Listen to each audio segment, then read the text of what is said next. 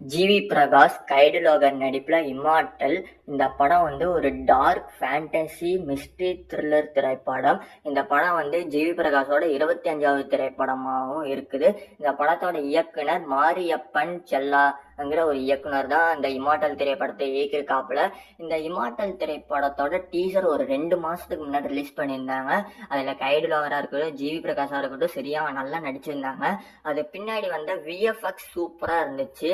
இந்த இம்மார்ட்டல் திரைப்படத்தோட பிளாட் என்னன்னு பார்த்துக்கிட்டா ஒரு அப்பார்ட்மெண்ட். அந்த அப்பார்ட்மெண்ட்ல ஜிவி பிரகாஷும் கைடு லோகரும் தனித்தனியா இருக்காங்க. ஜிவி பிரகாஷ்க்கு கைடு லவர் மேல ஒரு க்ரஷ். அவங்க கூட க்ளோஸா இருக்குன்னு ஆசைப்படுறாரு ஜிவி பிரகாஷ். அதுக்கப்புறம் நடக்க போற சம்பவங்கள், கைடு லவர் பின்னாடி ஒரு காட்டேரி அந்த மாதிரி சம்திங் ஒன்று இருக்குது.